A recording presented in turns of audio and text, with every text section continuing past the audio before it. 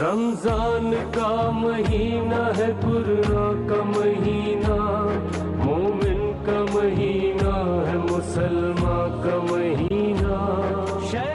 بسم اللہ الرحمن الرحیم۔ السلام علیکم ناظرین، مرحبا۔ افطار ٹرانسمیشن میں آپ کو کہیں گے خوش آمدید۔ میں ہوں ہما ارسلان اور میرے ساتھ موجود ہیں اظہر علی عابدی صاحب۔ ناظرین، جیسے کہ آپ سب جانتے ہیں کہ آپ کا ہمارا ساتھ رہے گا پورے ماہ مبارک، جس میں ہم سب مل کر سمیٹیں گے اس ماہ مبارک کی تمام تر رحمتیں اور برکتیں، اور کوشش کریں گے کہ ایسے تمام موضوعات کو ڈسکس کیا جائے کہ جن سے ہم کچھ سیکھ سکیں۔ اظہر علی عابدی صاحب سے گزارش کروں گی کہ آج کے موضوع کے حوالے سے ہمیں بتائیں۔ جی ہما ارسلان، بہت شکریہ۔ آج کا موضوع ایسا موضوع ہے کہ اسلام کا سر فخر سے جن موضوعات پر بلند ہے، جی ان میں سے ایک بہت بڑا موضوع یا بہت بڑا معجزہ آج کا معجزہ ہے، اور موضوع ہے ہمارا ماہ رمضان، ماہ قرآن۔ ماشاء اللہ، قرآن ایک معجزہ ہے۔ بے شک بے شک۔ اسلام کی حقانیت کا شاید سب سے بڑا ثبوت آج بھی قرآن پاک خود پکار کر کہہ رہا ہے کہ اگر تم سب لوگ مل کر بھی اس کی ایک صورت لے آؤ، یہ دعویٰ کر رہا ہے قرآن، اور 1400 سال سے یہ دعویٰ کھلا ہے، اور ظاہر ہے کہ یہ تو خالق کائنات جس نے کتاب کائنات لکھی ہے اسی کی یہ کتاب ہے عطا کردہ، تو اس جیسی کون کتاب لائے گا۔ پھر دوسرا معجزہ اس کا کہ آپ دنیا کے کسی کونے میں گھوم جائیں، امریکہ سے لے کے آسٹریلیا تک، جاپان سے ناروے تک، پوری دنیا، چہار دانگ عالم جسے کہتے ہیں، تو آپ کو ہر مسجد، ہر مکتب، ہر مدرسے، ہر گھر میں یہی ایک کتاب ملے گی، زیر زبر بھی فرق نہیں ہے۔ اس کے علاوہ بھی اس کے معانی، اس کے موضوعات سب معجزہ ہیں، اس پر ہماری گفتگو ہوگی۔ تو آج ہمارا سر فخر سے بلند ہونا چاہیے کہ دین فطرت کا ایک ایسا موضوع آج زیر بحث ہے کہ جو لاجواب ہے۔ ہمارے ساتھ جناب مولانا حیدر علوی صاحب موجود ہیں، روز موجود ہوتے ہیں، اور کس خوبصورتی سے شرح صدر کے ساتھ آپ موضوعات بیان کرتے ہیں۔ اس کے ان کے ساتھ ہمارے ساتھ آج ایک اور نامور شخصیت پاکستان کی، نامور عالم دین، نامور دانشمند جناب مولانا مرزا حسین صابری صاحب موجود ہیں۔ فنی جو علوم ہیں، اسلامی علوم، تاریخی علوم، جو اسلام کے فنی علوم ہیں ان پر دسترس رکھتے ہیں۔ ہمارے ساتھ ایک اور شخصیت موجود ہیں جناب مولانا سید جہانگیر شاہ سعیدی صاحب۔ سچ ٹی وی دیکھنے والے تو آپ سے اچھی طرح آشنا ہے، اور کتنی محبت سے آپ درس دیتے ہیں، بات کرتے ہیں، کمیونیکیٹ کرتے ہیں۔ ماشاءاللہ، جو نعت خواں آج ہیں وہ بھی مشہور و معروف علی برادران ہمارے ساتھ موجود ہیں۔ ہم خوش آمدید کہیں گے محسن علی اور حسن علی کو، اور ساتھ ہی آپ سے گزارش کریں گے کہ حمد ثنائے رب جلیل پیش کریں۔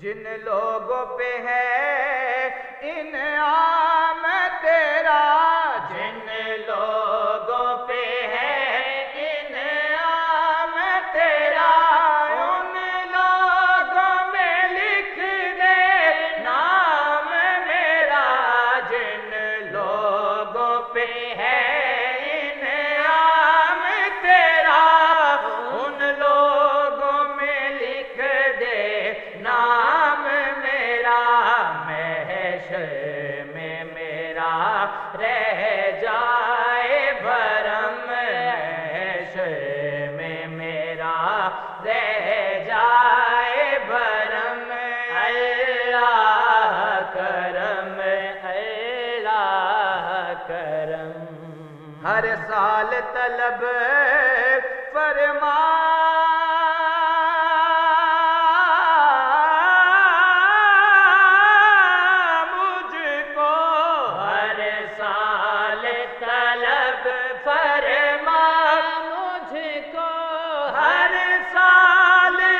شہر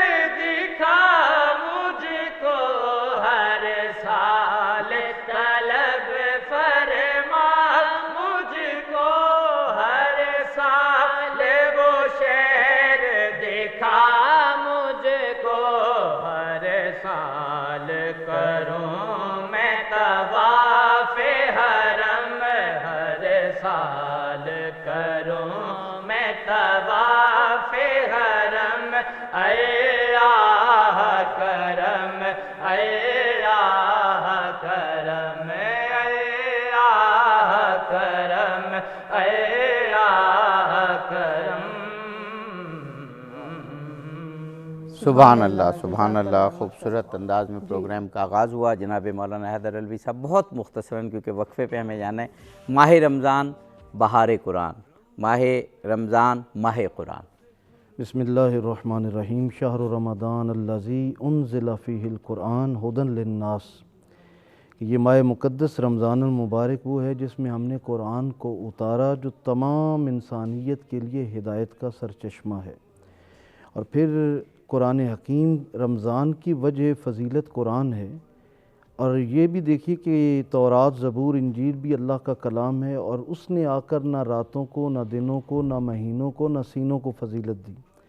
لیکن قرآن حکیم جس مہینے میں آیا وہ افضل، جس رات میں آیا وہ افضل، جس لمحے میں آیا اس لمحے اگر سجدہ مل جائے تو 80 سال سے زائد کی مقبول عبادت کا ثواب، جس سینے میں آ جائے وہ حافظ قرآن۔ خیرکم من تعلم القرآن وعلمہ، جو تم میں سے بہتر ترین وہ ہے جو قرآن سیکھے اور سکھائے۔ تو جب ہم قرآن سے پوچھتے ہیں کہ سبب فضیلت اگر تو ہے تو باقی کتابوں نے فضیلت کیوں نہیں دی، تو انہوں نے کہا وہ یک مشت نبی کے ہاتھ میں پکڑائی گئیں، میں 23 سال مصطفیٰ کے پیچھے پیچھے چلتا رہا، میرے ساتھ جو جڑتا گیا وہ بھی افضل ہوتا گیا۔ اگر تم بھی فضیلت چاہتے ہو امت مسلمہ تو مصطفیٰ کے پیچھے پیچھے چلنے لگ جاؤ، اللہ پھر سے عظمت رفتہ تمہیں عطا فرمائے گا۔ واہ، سبحان اللہ، سبحان اللہ۔ ماہ مبارک رمضان جس کو قرآن کی بہار بھی کہا گیا، جناب مولانا مرزا حسین صابری صاحب، آپ بھی یعنی رمضان کا مہینہ ہی ایسا ہے جس کا تعارف جو ہے قرآن پاک اور رمضان ایک بہت بڑا تعلق خود خداوند قدوس بتا رہا ہے۔ بسم اللہ الرحمن الرحیم۔ یہی شرف مسلمانان عالم کے لیے کافی ہے کہ نور مجسم نے اور خالق نور نے ہم جیسے خاک کے پتلوں کو اس ماہ مقدس میں ہم کلام کیا ہے، واہ واہ، اور اپنے اس کلام کے ساتھ اپنی اس تاریکی کو نور میں تبدیل کرنے کا شرف ہمیں بخشا ہے۔ واہ واہ، اور ایسی کتاب اور ایسا دسترخوان رب ذوالجلال نے بچھایا ہے کہ محبوب عالم کے ارد گرد جو مختلف اذہان اور مختلف لسانوں کے اصحاب کرام موجود تھے، جن میں بلال حبشی ہے، ان کی بھی یہی کتاب ہے، سلمان فارسی ہے۔ صاحب ہمیں ایک وقفہ لینا ہے، وقفے کے بعد آپ کی گفتگو کو یہیں سے ہم جوڑیں گے۔ جی ناظرین، کنٹینیو کرتے ہیں بریک کے بعد۔ مرحبا رمضان، مرحبا رمضان، رمضان ہے رحمان کی رحمت کا مہینہ، رمضان ہے رحمان کی رحمت کا مہینہ، رمضان ہے قرآن کے اترنے کا مہینہ، مرحبا رمضان، مرحبا۔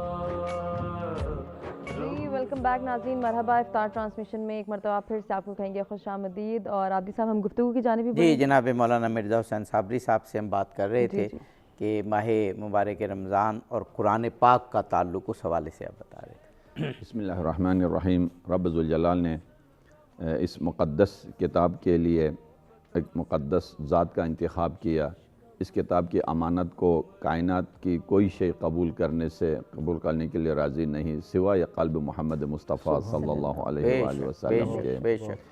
اور مقدس مہینے کا انتخاب کیا، مقدس رات کا انتخاب کیا۔ اس سے لگتا ہے کہ رب ذوالجلال امت اسلامیہ کو بھی تقدس کی نگاہ سے دیکھتا ہے، اور آیا آسمان سے لیکن فرشی کو بھی عرشی بنانا چاہتا ہے۔ لیکن شرط یہ ہے کہ صرف الفاظ کے ساحل تک ہی ہم رکے نہ رہیں، بلکہ معارف اور معانی کے سمندر تک ہم اپنے سفینہ فکر کو روانہ کریں اور غوطور ہو جائیں اور پیاس بجھائیں، اس لیے کہ یہ وہ سمندر ہے۔ امیر المومنین علیہ الصلوۃ والسلام نہج البلاغہ میں اس قرآن کے بارے میں فرماتے ہیں، یہ وہ سمندر ہے جس کی گہرائی تک کوئی غواص فکر جا نہیں سکتا، یہ وہ بلندی ہے جس کی بلندی تک کسی انسان کی فکر کا پرندہ پر نہیں مار سکتا، یہ وہ صحرا ہے جس کی انتہا تک کسی کی نظر جا نہیں سکتی، یہ وہ گھاٹ ہے جس سے بھرنے والے پانی کو کبھی ختم نہیں کر سکتے ہیں، یہ وہ چشمہ ہے یہ جو اٹھانے والے کبھی ختم نہیں کر سکتے ہیں اور یہ ابلتا رہتا ہے، یہ وہ باغ ہے جو فقہاء اور علماء کے لیے دل کی بہار اللہ تعالیٰ نے اسے قرار دی ہے، یہ وہ شفا ہے جس کے ہوتے ہوئے کبھی بیماری آ نہیں سکتی ہے۔ اور اس کے علاوہ پیغمبر اسلام علیہ السلام کا خطبہ ہے، فاطمہ زہرا سلام اللہ علیہ کا خطبہ ہے، خود قرآن مجید میں کبھی بینہ کہا گیا ہے، کبھی بصائر کے نام سے یاد کیا ہے، کبھی موعظے کے نام سے یاد کیا ہے، کبھی ہدن للناس کہا، کبھی ہدن للمتقین فرمایا۔ لیکن اس نقطے کو عرض کروں کہ ظاہراً دیکھنے میں یہ دونوں الفاظ یعنی تضاد کے معنی دیتے ہیں کہ کہیں ساری انسانیت کے لیے ہدایت ہے اور کہیں صرف متقین کے لیے ہدایت ہے۔ جواب یہ ہے کہ قرآن مجید باران رحمت کی طرح ہے، گرتا زمین کے ہر حصے پر، لیکن یعنی ہریالی وہیں ہوتی ہے جہاں زمین زرخیز ہو۔ میں باغ محمد کا چمن کیسے سجا دوں جب دل کی زمین ایک کی بھی زرخیز نہیں ہے۔ تو اللہ تعالیٰ نے فرمایا ہدن للناس ضرور ہے، لیکن خود رب ذوالجلال نے فرمایا لا یہدی القوم الکافرین، کافرین کے لیے بھی ہدایت نہیں ہے، لا یہدی الخائنین، خائنین کے لیے بھی ہدایت نہیں ہے جو خیانت کار ہے، اور فاسقین کے لیے ہدایت نہیں ہے، منافقین کے لیے ہدایت نہیں ہے، صرف انہی کے لیے ہدایت کا ذریعہ ہے قرآن مجید جو لباس تقویٰ سے اور جوہر تقویٰ سے، جوہر بندگی جنہوں نے اپنے اندر پیدا کیا ہے، وہ اسی آب حیات کو نوش کر سکتے ہیں اور اپنی بیماریوں کو بھی دور کر سکتے ہیں۔ اور چراغ ہدایت نہ فقط صرف چراغ ہدایت پہ چلنا ہے بلکہ لوگوں کے لیے بھی چراغ ہدایت بنتے ہیں جو قرآن والے ہیں، پورا معاشرے کے لیے چراغ ہدایت بنتے ہیں۔ سبحان اللہ، سبحان اللہ۔ جی جی جی ناظرین، ہمیں بریک کی جانب بڑھنا ہے، بریک سے واپس آتے ہیں، اس خوبصورت گفتگو کے سلسلے کو آگے بڑھاتے ہیں۔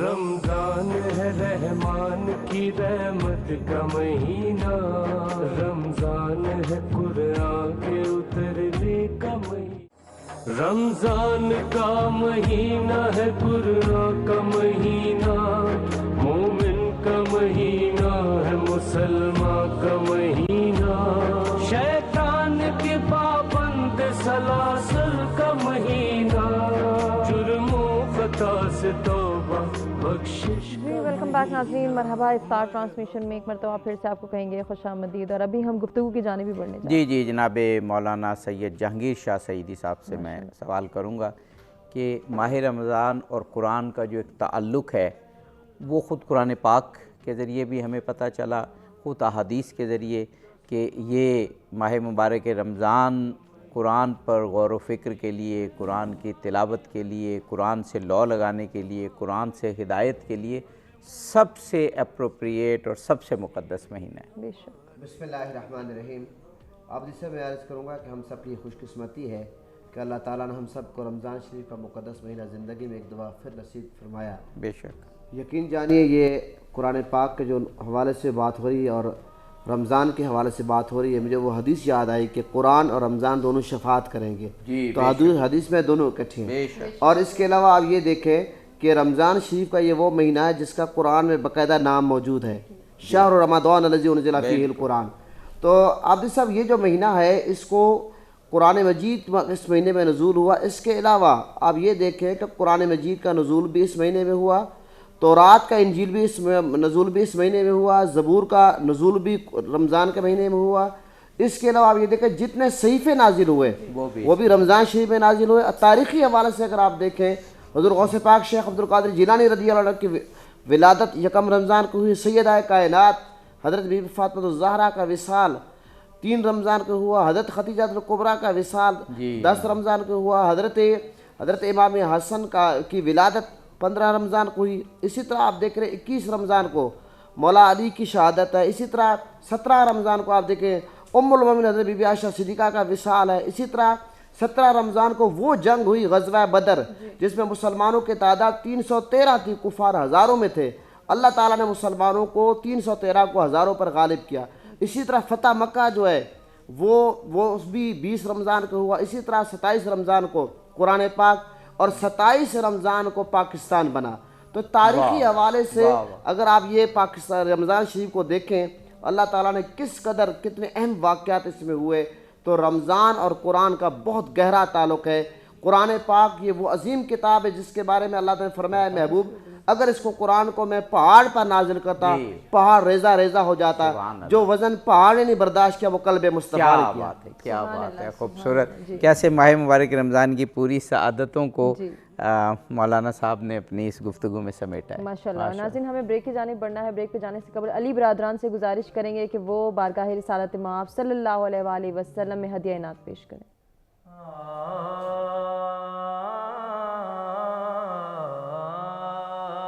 میرا گدا میرا منگتا میرا غلام آئے, میرا گدا میرا منگتا میرا غلام آئے, خدا کرے کبھی طیبہ سے یہ پیام آئے, یہ پیام آئے, خدا کرے کبھی طیبہ سے یہ پیام آئے. غلام زارا ہوں میں تو علی کا نوکر ہوں, غلام زارا ہوں میں تو علی کا نوکر ہوں, ہمیشہ پنجتنی نسبت ہی میرے کام آئے, ہمیشہ پنجتنی نسبت ہی میرے کام آئے. میرا گدا میرا منگتا میرا غلام آئے. مہینہ مرحبا رمضان مرحبا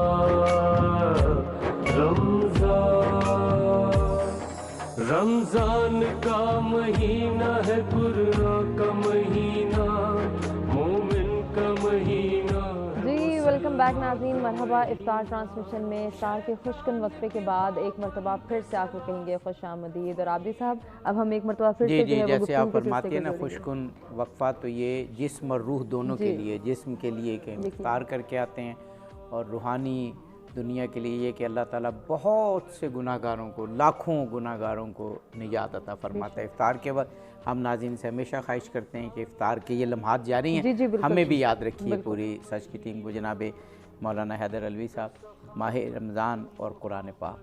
قرآن پاک کیا خوبصورت کتاب ہے. دنیا کا کوئی غم ہو, فکر ہو, پریشانی ہو, انسان مایوسی کا شکار ہو, چند آیات قرآن کھول کے پڑھ لے, یہ اس کو مادی وہ بھی عطا کرتی ہے, فرحت اور روحانی تو کرتی ہے. دیکھیے قرآن حکیم فرما رہا ہے کہ وَنُنَزِّلُ مِنَ الْقُرْآنِ مَا هُوَ شِفَاءٌ وَرَحْمَةٌ لِّلْمُؤْمِنِينَ. کہ ہم نے قرآن میں جو کچھ اتارا ہے مومنوں کے لیے شفا بھی ہے اور رحمت بھی ہے. نہیں شفا کی پڑیاں ہیں, یہ انسان کی روحانی بالیدگی کے لیے بھی اور جسمانی بالیدگی کے لیے بھی یہ اہتمام ہے. لیکن اصل قرآن حکیم یقیناً ہدایت ہے. قرآن ہدایت کہاں کہاں ہے؟ جس میں قرآن ہو وہ ہدایت ہے, اور قرآن جس میں ہو وہ ہدایت ہے. رسول اللہ کی ذات ام المومنین حضرت عائشہ صدیقہ رضی اللہ عنہ سے پوچھا گیا کہ حضور کا اخلاق کیسا تھا, تو آپ نے فرمایا کہ خلقہ القرآن, کہ حضور کا سراپا قرآن تھا. گویا آپ قرآن کو دیکھیں تو وہ سیرت مصطفیٰ ہے, اور سیرت مصطفیٰ کو دیکھیں تو وہ قرآن ہے. یعنی قرآن مجسم دیکھنا ہو تو رسول پاک, اور اگر اس کو پڑھنا ہو تو وہ. اب ان 30 پاروں کے بارے میں حضور فرماتے ہیں القرآن مع علی و علی مع القرآن لا یتفرق حتی یعد علی الحوض. قرآن علی کے ساتھ ہے، علی قرآن کے ساتھ ہے، یہ حوض کوثر تک جدا نہیں ہوں گے، یہاں تک کہ مجتمع ہو کر آئیں گے۔ اور اسی طرح فرمایا القرآن ما اہل بیتی و اہل بیتی ما القرآن، قرآن اہل بیت کے ساتھ ہے اور اہل بیت قرآن کے ساتھ ہیں۔ ضابطہ یہ ہے کہ جو قرآن میں ہو اور قرآن جس میں ہو وہ سراپا ہدایت ہے، اور رسول خدا فرما رہے ہیں اہل بیت کو قرآن سے جدا نہیں کر سکتے اور قرآن کو اہل بیت سے جدا نہیں کر سکتے۔ اب سراپا ہدایت اہل بیت یا مولا مرتضیٰ بنے، انہی کے فرزند کربلا میں کٹتے ہیں، اور قرآن سے گہرا تعلق کس طرح ثابت ہوتا ہے کہ کٹا ہوا سر بھی نیزے کی نوک پر قرآن کی آیات سنا کر یہ بتا رہا ہے کہ ہم زندہ ہیں تو بھی ہدایت، کٹ جائیں تو بھی ہدایت۔ واہ سبحان اللہ۔ یہ جو آپ نے فرمایا ہمارا ایک پورا انشاءاللہ پروگرام کا موضوع ہوگا قرآن اور اہل بیت، حدیث ثقلین، اس میں انشاءاللہ ہم آپ سے اور بھی سنیں گے۔ جناب آغا صاحب، یہ بھی حضرت علی علیہ السلام کے قول میں نے پڑھا کہ قرآن پڑھو، اس میں نور ہے اور شفا ہے، اور تمہارے تمام مرضوں کی شفا اس میں ہے۔ اس پورے جملے کا ذرا ہمیں تفصیل بسم اللہ الرحمن الرحیم۔ میں ایک ایک کر کے ہر مرض کی دوا اور شفا قرآن سے بیان کروں گا۔ واہ واہ واہ۔ اخلاقی سب سے پہلے ایمانی بیماری، یا ایھا الذین آمنوا آمنوا، مومنو صحیح ایمان والے بنو، کچے ایمان والے نہیں۔ فائنینشیل ذمہ داری، یا ایھا الذین آمنوا لا تاکلوا اموالکم بینکم بالباطل، مومن ہو تو ذرہ بر حرام لقمے کی طرف ٹیڑھی آنکھ بھی نہیں دیکھنا۔ یا ایھا الذین آمنوا کلوا من طیبات مما رزقناکم، مومنو یہ شفا دے رہا ہے قرآن کہ حلال روزی سے استفادہ کیا کرو۔ یا ایھا الذین آمنوا اوفوا بالعقود، ایمان والو وعدہ وفا رہو، بے وفائی نہیں کرنا۔ یا ایھا الذین آمنوا اذکروا نعمت اللہ علیکم، فراموشی نہیں کرنا، اللہ کی نعمتوں کو ذکر کیا کرنا۔ یا ایھا الذین آمنوا استجیبوا للہ وللرسول اذا دعاکم لما یحییکم، ایمان والو کہ اللہ اور رسول کے پکار پر لبیک کہو کہ ایسی حیات طیبہ ملے گی مرنے کے بعد بھی نہیں مرو گے۔ واہ واہ واہ واہ۔ یا ایھا الذین آمنوا اتقوا اللہ وکونوا مع الصادقین، ایمان والو لباس زیور تقوی زیب تن کرو اور سچوں کے ساتھ ہو جاؤ۔ کیا بات ہے مولانا۔ یا ایھا الذین آمنوا اتقوا اللہ وابتغوا الیہ الوسیلہ، زیور لباس کے ساتھ ایمان اور تقوی کے ڈگریوں کے ساتھ اللہ کی طرف وسیلے کے ذریعے جاؤ۔ کیا بات ہے، کیا بات۔ یا ایھا الذین آمنوا اذا نودی للصلاۃ من یوم الجمعۃ فاسعوا الی ذکر اللہ، یا ایھا الذین آمنوا اطیعوا اللہ واطیعوا الرسول واولی الامر منکم، یا ایھا الذین آمنوا اصبروا وصابروا ورابطوا واتقوا اللہ لعلکم تفلحون۔ یا ایھا الذین ان اللہ وملائکتہ یصلون علی النبی، یا ایھا الذین آمنوا صلوا علیہ وسلموا تسلیما۔ 258 مرتبہ قرآن مجید میں آمنو کا لفظ آیا ہے۔ ہر آمنو کے سامنے ایک نئی ذمہ داری ہے، اور یہ بتانا چاہتا ہے کہ اللہ تعالیٰ نوع انسانی کو کمال کا پر عطا کرنا چاہتا ہے، اور یہ وہ رسی ہے جس کے ذریعے جسے تھامیں گے تو باکمال ہو جائیں گے۔ ہم اپنے امکانی نقص کو کمال کی صورت میں تبدیل کرنا چاہتے ہیں، اور یہی منشاء الہی بھی ہے۔ یہ اس صورت میں ممکن ہے کہ انسان اس قرآن کے حبل متین کو متمسک رہے، دنیا جہاں ایک طرف ہو جائے۔ سورہ مائدہ کی آیت نمبر 105 میں ہے لا یضرکم من ضل اذا اہتدیتم، اے ایمان والو اگر تم راہ ہدایت پر ہو تو پوری دنیا ایک طرف ہو جائے تمہارا کچھ نہیں بگاڑ سکتی ہے۔ تو یہ اس میں اتحاد بھی ہے، نظم و ضبط بھی ہے، شفا بھی ہے، کیا اور کمال خوبصورت بھی ہے۔ جامع میں کہتا ہوں بات جناب قبلہ مرزا حسین صابری صاحب نے، یعنی پورا یا ایھا الذین آمنوا میں کیا کیا کچھ ہے اس کا احاطہ آپ نے کر دیا۔ اور آج کا جو ہمارا پروگرام ہے قرآن پاک اور امت مسلمہ کو کس طرح اس سے تمسک کرنا چاہیے، اس حوالے سے ایک واقعاً خوبصورت پروگرام، خوبصورت باتیں ہو رہی ہیں ابھی ہمیں ایک ہماری۔ وقفے کی جانب بڑھنا ہے، بریک سے واپس آتے ہیں، گفتگو کے سلسلے کو آگے بڑھاتے ہیں۔ پابند سلاسل کا مہینہ، جرم و خطا سے توبہ بخشش کا مہینہ، مرحبا رمضان، مرحبا رمضان،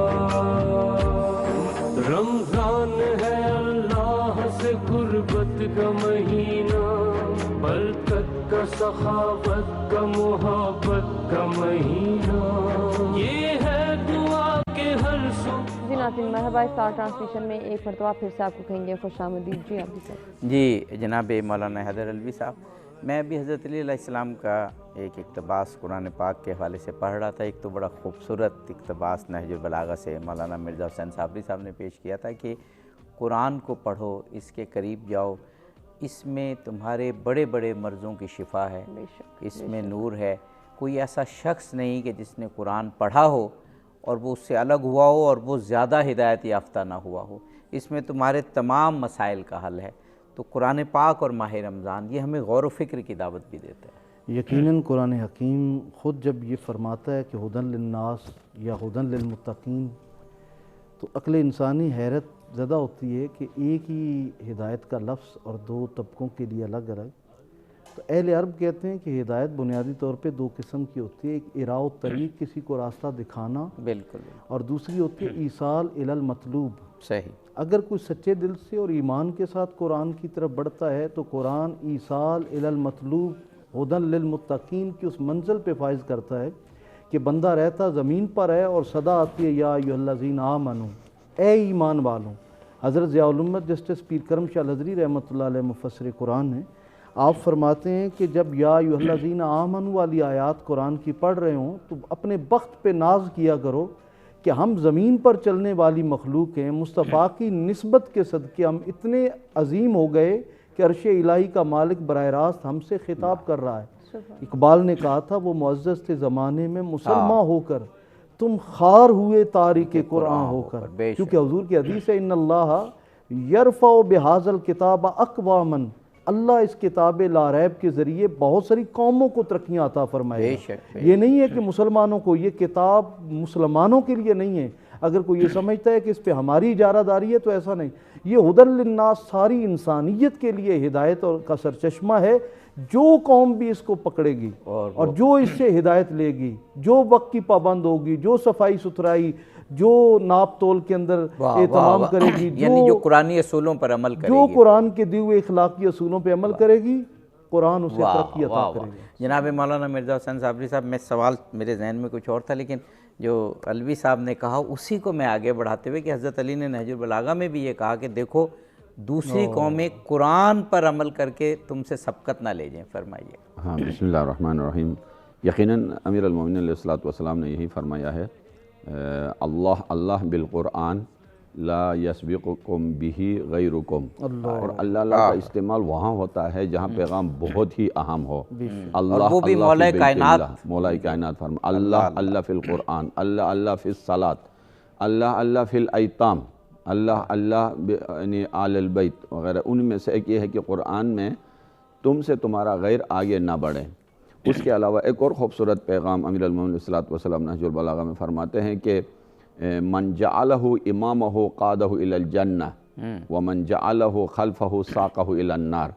فصاحت و بلاغت کی ایک سمندر ہے یعنی اس خطبے کے اندر کہ جس نے قرآن کو امام قرار دیا اس کی منزل، قرآن اس کا رہبر ہے، اس کی منزل جنت ہے. اور جس نے قرآن کے احکام کو پشت پہ ڈال دیا وہ حیوان ہے اور قرآن اسے ہنکاتے ہوئے جہنم کی طرف لے جائے.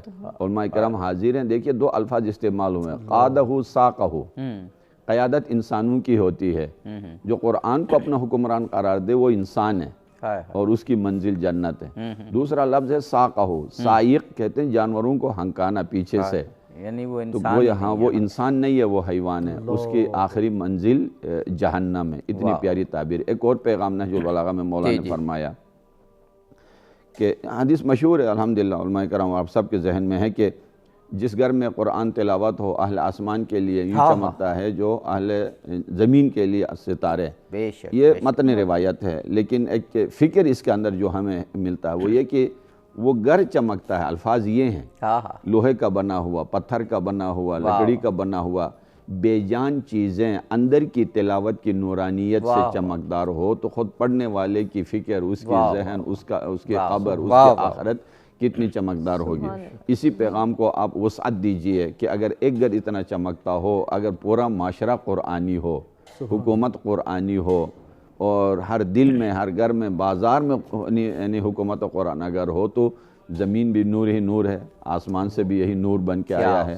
اسی لیے قرآن میں بار بار فرمایا لقد جاءکم من اللہ نور و کتاب مبین. ہدایت بھی ہے، نور بھی ہے. تو نور آیا ہمیں نورانی بنانے کے لیے، تخرج الناس من الظلمات الی النور. یہ اس وقت ممکن ہے کہ ہم اس شفا خانے سے اپنے بیماریوں کا علاج کر لیں. سبحان بہت خوب، اللہ. بہت خوب. اسی گفتگو کے سلسلے کو آگے بڑھائیں گے اس بریک کے بعد.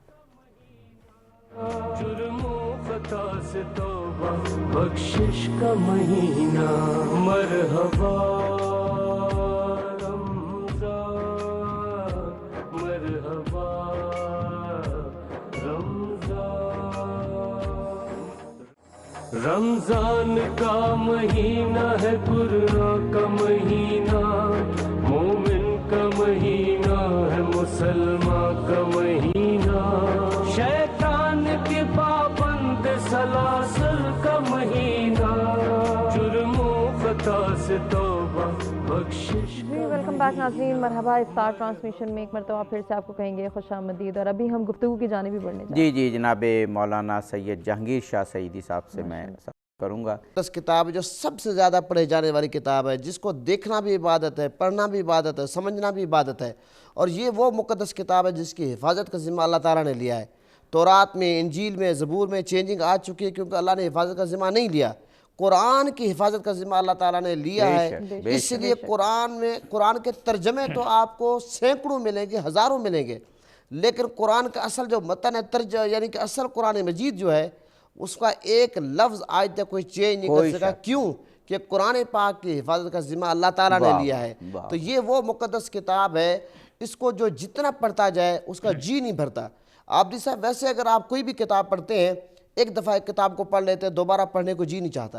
لیکن قرآن مجید وہ ہے کہ رمضان شریف میں ایسے یعنی کہ خوش قسمت لوگ ہیں جو کہتے ہیں کہ ہم نے 10 ختم کیے ہیں، 5 ختم کیے ہیں، 7 ختم کیے ہیں. ایسے لوگ ہیں الحمدللہ. تو یہ وہ مقدس کتاب ہے جس کو آپ جتنا پڑھتے جائیں اتنا ذوق بڑھتا جاتا ہے، دل خوش ہوتا جاتا ہے.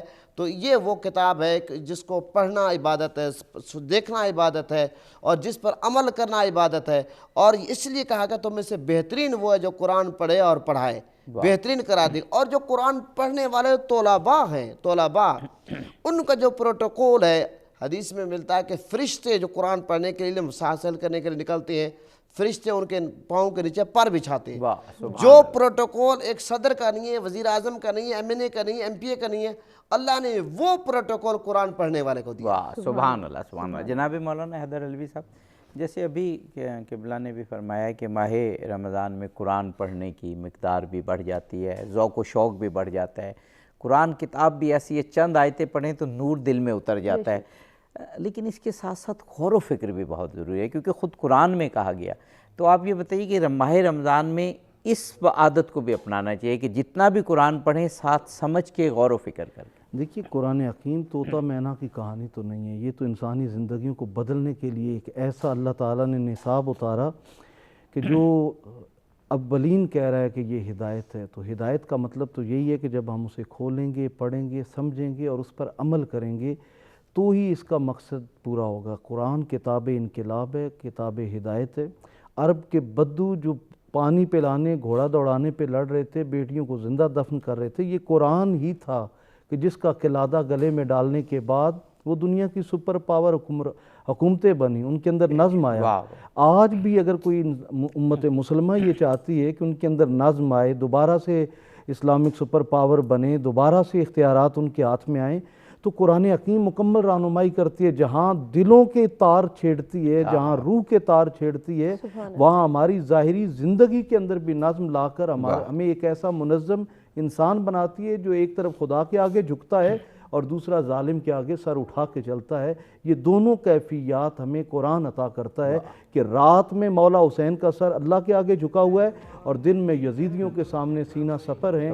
یہ قرآن ہی کی تربیت. سبحان اللہ. جناب مولانا مرزا حسین صابری صاحب، اسی سوال کو آپ کی طرف کہ تلاوت تو ماشاءاللہ خوب ہوتی ہے لیکن اس پہ غور و فکر کرنا یہ اصل میں قرآن کا ہدف ہونا چاہیے. بسم اللہ الرحمن الرحیم. قرآن آیا ہے انسان کے لیے. انسان دو ہے، ایک من انسان، ایک تن انسان. من خاکی کے قفس میں، تن انسان کے قفس میں من جو نور فطرت ہے وہ چھپا ہوا ہے. اس ظاہری قفس کے لیے نہیں آیا ہے. اس صراحی جو مٹی سے بنا ہے قرآن، اس کے لیے نہیں آیا ہے. قرآن آیا ہے وَنَفَخْتُ فِيهِ مِن روحی کے لیے، فائدہ اس نے اٹھانا ہے، مریض اس نے ہونا ہے، شفا اس سے حاصل کرنا، وہ بیماری بھی، عقیدتی بیماری، اخلاقی بیماری، فائنینشیل بیماری۔ جی آغا صاحب قطع کلامی کے لیے معذرت، ابھی اپنے ناظرین کو ہمیں بتانا ہے کہ اسلام آباد اور اس کے مضافات میں افطار کا وقت ہوا چاہتا ہے، دوسرے علاقوں میں رہنے والے افراد اپنے مقامی وقت کے مطابق روزہ افطار کریں۔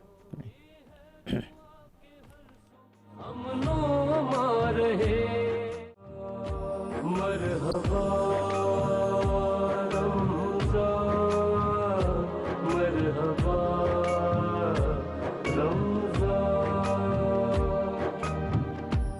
رمضان ہے رحمان کی رحمت کا مہینہ۔ جی ویلکم بیک ناظرین، مرحبا افطار ٹرانسمیشن میں ایک مرتبہ پھر سے آپ کو کہیں گے خوش آمدید۔ اور عابدی صاحب یہ ہمارا لاسٹ سیشن ہے۔ جی ہم جناب مولانا جہانگیر شاہ سعیدی صاحب سے درخواست کریں گے کہ اس موضوع کو سم اپ کریں، اس کی ہمیں سمری بتائیں۔ آج بہت خوبصورت گفتگو ہوئی اور واقعی قرآن کے حوالے سے ایمان تازہ ہو گیا ہمارا۔ قرآن اور ماہ رمضان کا تعلق، اور قرآن زیادہ سے زیادہ پڑھنا ماہ رمضان میں، اور پھر اس سے زیادہ یہ خیال رکھنا کہ قرآن کو سمجھ کے پڑھا جائے۔ میں عرض کروں گا کہ عابد صاحب جس طرح آغا صاحب فرما رہے تھے کہ قرآن پاک میں ہر چیز ہے، حضرت عباس نے فرمایا تھا کہ میرے اگر اونٹ کی رسی بھی گم ہو جائے میں قرآن میں تلاش کروں گا۔ تو قرآن میں ہر چیز، ہر بیماری کی شفا اس میں موجود ہے، اور ہر مرض کا علاج قرآن میں موجود ہے، ہر مسئلے کا حل قرآن میں موجود ہے۔ ہماری بدقسمتی کہ ہم قرآن کو پڑھتے نہیں۔ دیکھیں آج اگر ہمارا بیٹا، بھائی، دوست کوئی بھی باہر رہتا ہو، باہر کے ملک میں اگر کوئی لیٹر بھیجتا ہے، وہ انگلش میں ہو، وہ عربی میں ہو، وہ فارسی میں ہو، اگر ہم نہ بھی پڑھ سکتے ہوں ہم بھاگ کر جائیں گے کسی دوست سے، بھائی سے، انگلش جو جانتا اس کو پڑھوائیں گے کہ اس میں کیا لکھا ہوا ہے۔ ہماری کتنی بدقسمتی ہے کہ ایک لیٹر، ایک کتاب آئی ہے، اس کو 1400 سال گزر گئے، 1450 سال، آج تک ہم نے اس کو کھول کر صحیح معنی سمجھا نہیں ہے، پڑھا نہیں ہے کہ اللہ نے نبی پاک صلی اللہ علیہ وسلم کے وسیلے سے ہماری طرف اللہ نے کیا پیغام بھیجا ہے۔ تو ہمیں قرآن کو سمجھنا چاہیے، پڑھنا چاہیے۔ بات یہ ہے کہ قرآن کو اس وقت تک ہم نہیں سمجھ سکتے جب تک ہمارا صاحب قرآن سے تعلق نہ ہو۔ کیونکہ قرآن میں آتا ہے کہ یضل بہ کثیرا ویہدی بہ کثیرا، بہت سارے لوگ قرآن پڑھتے ہیں گمراہ ہو جاتے ہیں، بہت سارے لوگ قرآن پڑھتے ہیں ہدایت یافتہ ہوتے ہیں۔ اب ہر قرآن پڑھنے والا ہدایت یافتہ نہیں ہوتا۔ قرآن سے ہدایت وہی پا سکتا ہے جو صاحب قرآن سے محبت کرتا ہے، جو صاحب قرآن سے عشق کرتا ہے، جو صاحب قرآن کا ادب کرتا ہے، جو صاحب قرآن کا دیوانہ ہوتا ہے، صاحب قرآن کی آل کا، اصحاب کا دیوانہ ہوتا ہے۔ اس لیے ہمیں قرآن سے اپنا رشتہ مضبوط کرنا چاہیے، ٹوٹا ہو رشتہ۔ میں لوگوں کو اکثر کہتا ہوں بجائے نفلی عبادت کرنے کے رمضان میں آپ قرآن کی تلاوت زیادہ سے زیادہ کریں، اور اس کو پھر سمجھ کر بھی پڑھا جائے۔ ترجمے کے ساتھ، تفسیر کے ساتھ۔ بہت شکر گزار ہیں علماء کرام کی، خوبصورت باتیں کی۔ آپ اجازت دیں تو حضرت علی علیہ السلام کے نہج البلاغہ سے قرآن پاک کے حوالے سے ایک بڑا چھوٹا سا اقتباس، پورے خطبے کے خطبے ہیں۔ مولا علی فرماتے ہیں کہ اللہ نے اسے، یعنی قرآن کو، اللہ نے اسے عالموں کی تشنگی کے لیے سیرابی، فقیروں کے دلوں کے لیے بہار، اور نیکوں کی راہ گزر کے لیے شاہراہ قرار دیا ہے۔ یہ ایسی دوا ہے کہ جس سے کوئی مرض نہیں رہتا، ایسا نور ہے جس میں تیرگی کا گزر نہیں، ایسی رسی ہے کہ جس کے حلقے مضبوط ہیں، ایسی چوٹی ہے جس کی پناہ گاہ محفوظ ہے، جو اس سے وابستہ ہوا اس کے لیے سرمایہ عزت ہے، جو اس کی حدود میں داخل ہوا اس کے لیے پیغام صلح و امن ہے، جو اس کی پیروی کرے اس کے لیے ہدایت ہے، جو اسے اپنی طرف نسبت دے اس کے لیے حجت ہے، جو اس کی روح سے بات کرے اس کے لیے دلیل و برہان ہے، جو اس کی بنیاد پر بحث و مناظرہ کرے اس کے لیے گواہ ہے، جو اسے حجت بنا کر پیش کرے اس کے لیے فتح و کامرانی ہے، جو اس کا بار اٹھائے یہ اس کا بوجھ اٹھانے والا ہے، بوجھ بٹانے والا ہے، جو اسے اپنا دستور العمل بنائے اس کے لیے تیز گام سواری ہے۔ سبحان اللہ۔ یہ میں نے ایک خطبے کا چھوٹا سا حصہ بیان کیا ہے، کیا خوبصورت خطبہ ہے قرآن کا۔ اور اسی کے ساتھ آج کی نشست کا اختتام کرنا چاہیں گے۔ اپنے تمام مہمانوں کا ایک مرتبہ پھر سے جو ہے شکریہ ادا کریں گے جن سے بہت کچھ سیکھنے کا موقع ملا، اور جاتے جاتے علی برادران سے گزارش کہ وہ اختتامی کلام پیش کریں۔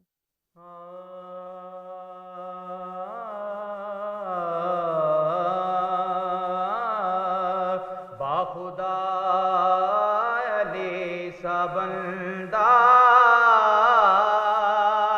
نہ ہوا، نہ ہے، نہ ہوگا، باخدا علی سا بندہ نہ ہوا، نہ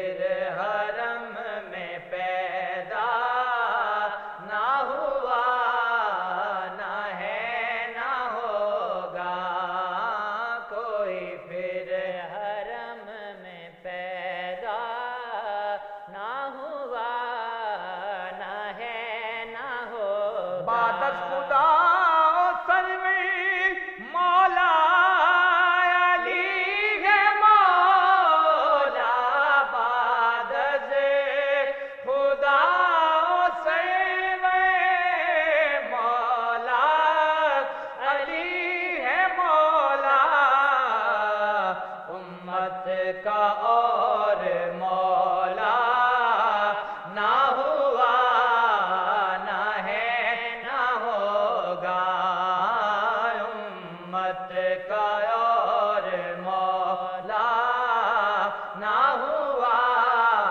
نہ ہے نہ ہوگا تطہیر کی یہ آیت کہتی ہے کوئی ستھرا تطہیر کی یہ آیت کہتی ہے کوئی ستھرا آل نبی سے زیادہ نہ ہوا نہ ہے نہ ہوگا بخدا علی سا بندہ نہ ہوا نہ ہے نہ ہوگا اصحاب مصطفیٰ میں ہر ایک کمال لیکن اصحاب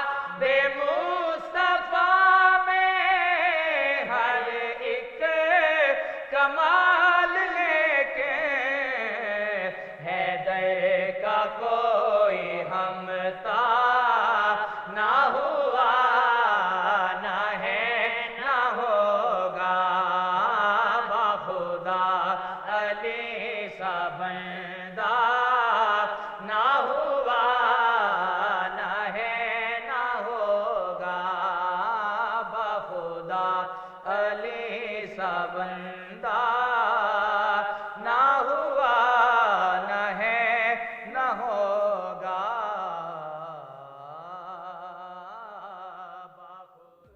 سخاوت کا محبت کا مہینہ